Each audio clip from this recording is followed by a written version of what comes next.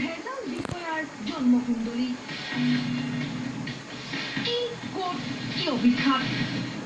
শৈশৱত পঢ়া নিশ্চয় মনত আছে বিখ্যাত স্থান পাত্ৰ বা ব্যক্তিৰ বিষয়ে আমি এনেদৰে পঢ়িছিলোঁ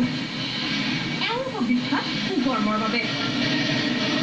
গতিকে জানো আহক এওঁলোকৰ বিষয়েও উৎপল ভূঞা হোজাইৰ নিৰ্বাচনী বিষয়াগৰাকীৰ কাৰ্যালয়ৰ প্ৰাগ নিউজ চৰকাৰী নথিত পৃথক চহী উৎপল ভূঞাৰ এটা চুৰি কৰিব লাগিছিল চিন্তা কৰিছে তেওঁ নিজে কি কাৰণত কৰিছে সেইটোতো আমি জানিব লাগিছিল আৰু বুজিব লাগিছিল পৃথক চহীৰে ধন আত্মসাতৰ কৌশল অৱলম্বন কৰা উৎপল ভূঞাই এইবাৰো তেনে কিবা কৌশল অৱলম্বন কৰিছিল নেকি মনিকা টেৰম্পি কোকৰাঝাৰৰ জিলা প্ৰশাসনৰ অতিৰিক্ত সহকাৰী আয়ুক্ত হাওড়াঘাট সমষ্টিৰ বিজেপি বিধায়ক জয়ৰাম ইংলেণ্ডৰ ভাগিনী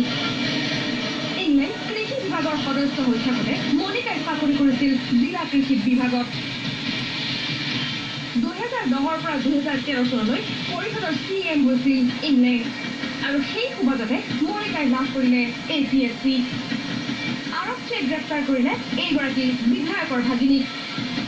এই কাৰ্যালয়তে প্ৰতিদিনে ব্যস্ত হৈ পৰিছিল মনিকা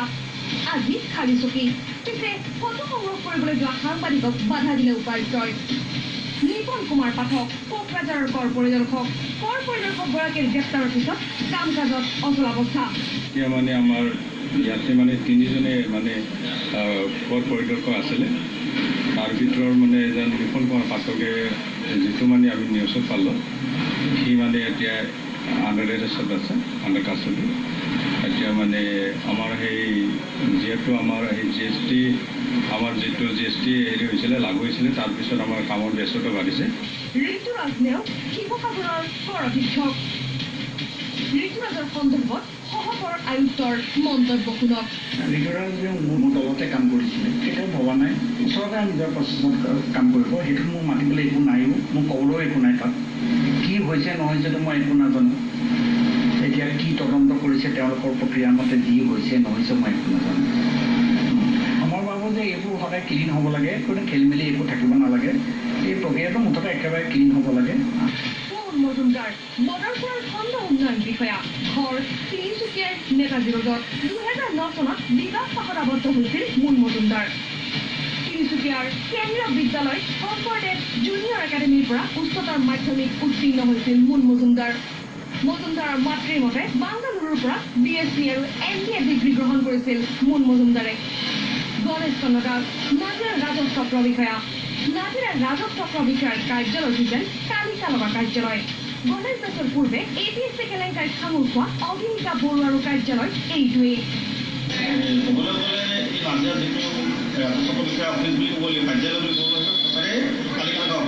প্ৰথমে এগৰাকী আছিলে আমাৰ অভিষেকা বৰুৱা তাৰপিছত এতিয়া গণেশ দাস দুজনকৈ ব্যক্তি যিনেকি ৰাইজৰ মাজত তীব্ৰ প্ৰতিক্ৰিয়া সৃষ্টি হৈছে বাৰে প্ৰতি কাৰণ এগৰাকী যোৱা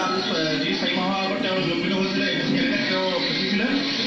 তাৰপিছত আজিলৈকে কোনো ৰাজস্ব বিষয়ে কাম কৰা নাছিলে তাৰপিছত যেনেকৈ গণেশ দাসে তেওঁ সম্পূৰ্ণ ৰাজস্ব বিষয়টো চলাইছিলে চলাৰ পিছৰ APSC কেলেংকাৰীত তেওঁ আকৌ কালি যিটো ঘটনা হ'ল তাৰ মূল বিষয়ে তেওঁ এজন প্ৰাথমিক কৰিলে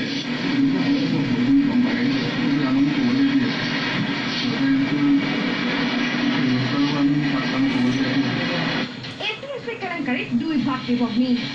দক্ষিণ শালমাৰাৰ DSP ভাৰ্গৱ ফুকন আৰু চিৰাঙৰ ৰাজস্ব চক্ৰ বিষয়া দীপশিখা ফুকন বেলতলাৰ এই ভাতৃভগ্নীৰ মাতৃ হ'ল নিলম্বিত ন্যায়াধীশ যমুনা গগৈ ফুকন পিছে দুয়োৰে পিতৃ মাতৃয়ে মুখলজ্জাৰ বাবে গুৱাহাটী এৰি ডিব্ৰুগড়ত অৱস্থান কৰিছে মোমায়েক ডিব্ৰুগড় অসম ৰাজ্যিক পৰিবহণ নিগমৰ মুখ্য ভিজিলেন্স অফিচাৰ নাম সত্যজিৎ গগৈ সত্যজিতৰ ঘৰতেই আশ্ৰয় লৈছে দুয়ো পিতৃ মাতৃ উল্লেখ্য যে দুই ভাতৃভগ্নীয়ে মোমায়েকৰ ঘৰতেই থাকি পঢ়া শুনা কৰিছিল এইসকল ৰাজপত্ৰিত বিষয়াই এবাৰলৈকে ভবা নাছিল তেওঁলোকৰ স্বাচ্ছন্দ্যপূৰ্ণ জীৱনক আউসী ৰন্ধাৰে ঘাটি পেলাব ব্যুৰ ৰিপৰ্ট প্ৰাগ নিউজ